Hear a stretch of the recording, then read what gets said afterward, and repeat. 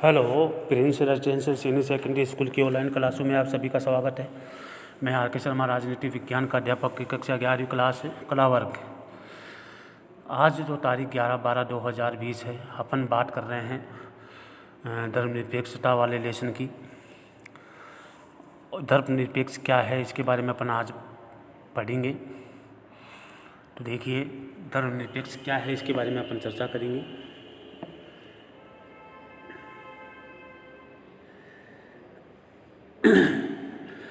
धार्मिक भेदभाव रोकने का एक रास्ता ये हो सकता है कि हम अपनी आपसी जागरूकता के लिए एक साथ मिलकर काम करें। लोगों की सोच को बदलने में मदद करने के लिए शिक्षा एक उपाय है। ये कह रहे कि अगर धार्मिक भेदभाव को रोकना है, सोच को बदलना है, तो सबसे बड़ा उपाय है शिक्षा। शिक्षा के माध्यम में ही लोगों के बीच में जो भेदभाव है धार्मिक, उसको दूर किया जा सकता है। साझेदारी और पारस्परिक सहायता से व्यक्तिगत उदाहरण भी विभिन्न समुदायों के बीच में पूर्वाग्रह और संदेह को कम करने के लिए योगदान दे सकते हैं।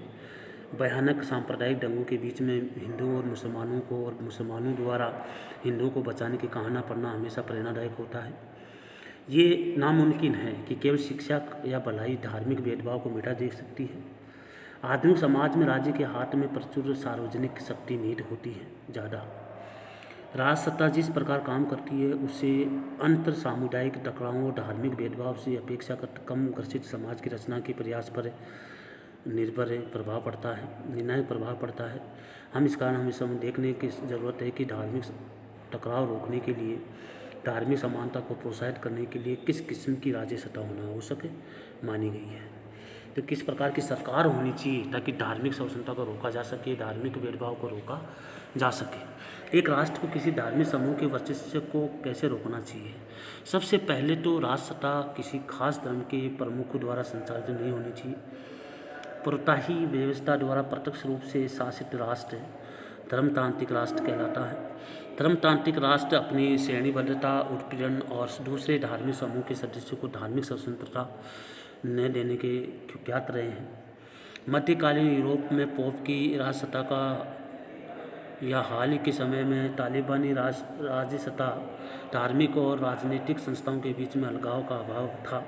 इस प्रकार के उदाहरण हैं। यदि हमें शांति, स्वतंत्रता और समानता का कोई महत्व है तो धार्मिक संस्थाओं और राजसत्ता की संस्थाओं के बीच में संबंध विशेष अवश्य होना चाहिए। कुछ लोग सोचते हैं कि संगठित धर्म और राज्य सत्ता के बीच में संबंध विच्छेद ही धर्मनिरपेक्ष राज्य के अस्तित्व के लिए पर्याप्त है, मगर ऐसा नहीं दिखता। अनेक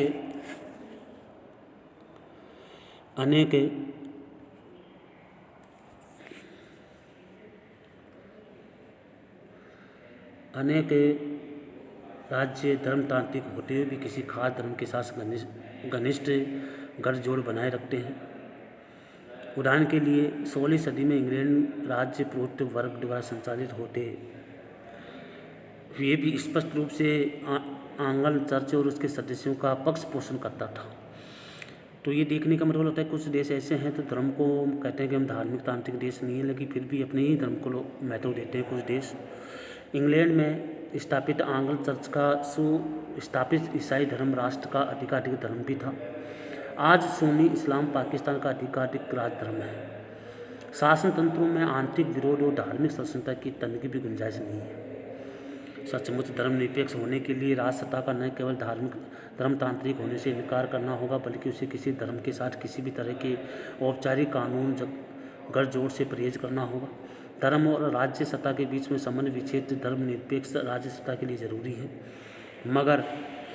मगर केवल यही पर्याप्त नहीं है। धर्मनिरपेक्ष राज्य को ऐसे सिद्धांतों लक्ष्यों के लिए अवश्य प्रतिबद्ध होना चाहिए जो अंततः सही और गैर धार्मिक सोच से निकलते हो। ऐसे लक्ष्य में शांति और धार्मिक स्वतंत्रता और धार्मिक उत्पीड़न और भेदभाव और वर्जना से आज़ादी और साथ ही अंतर धार्मिक और अंतर धार्मिक समानता शामिल होनी चाहिए।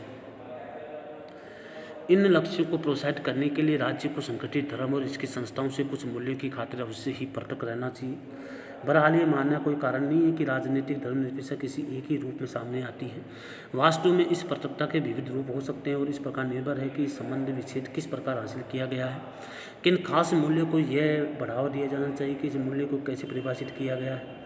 अब हम ऐसे दो संकल्पनाओं के विचार करेंगे, एक मुख्य धारा की पश्चिमी संकल्पना जिसका सर्वोच्च नमूना अमेरिका राज्य द्वारा प्रस्तुत करता है, दूसरी एकलविक संकल्पना जिसका सर्वोच्च उदाहरण जो है भारत करता है। इसके दोनों के बारे में अपन आने वाले जो है अगले जो पेज है उसके बारे में पढ़ेंगे। धर्मनिरपेक्षता का यूरोपीय मॉडल है वो क्या किस प्रकार का है, इसके बारे में अपन बात करेंगे। तो देखिए, यूरोपीय मॉडल सभी धार्मिक राज्यों में एक चीज़ सामान्य है, वह न तो धर्मतांत्रिक और न किसी खास धर्म की स्थापना करते हैं। हालांकि सर्वाधिक प्रचलित संकल्पना है जो मुख्यतः अमेरिका मॉडल पर द्वारा प्रेरित करती है। धर्म और राज्य सत्ता के संबंध विच्छेद को पारिश्रमिक निषेध के रूप में समझा जाता है। तो राज्य सत्ता धर्म के मामले में हस्तक्षेप नहीं करेगी और इसी प्रकार धर्म राज्य सत्ता के मामले में दखल नहीं देगा। दोनों के अलग अलग क्षेत्र माने जाते हैं। ये अमेरिका का मॉडल पढ़ाया जा रहा है। आगे के क्लास में जो है अमेरिका के मॉडल के बारे में विस्तार से पढ़ाया जाएगा कि अमेरिका के मॉडल में धर्म के बारे में क्या कहा गया है, धर्मनिरपेक्ष राज्य के बारे में किस प्रकार के विचार रखता है। तो आने वाली अगली क्लास में आपको अमेरिका का जो मॉडल है उसको पढ़ाया जाएगा और उसके बारे में बताया जाएगा कि अमेरिका जो है धर्मनिरपेक्ष के बारे में क्या सोचता है। इसलिए आज की क्लास में आपको इतना ही है। जय हिंद।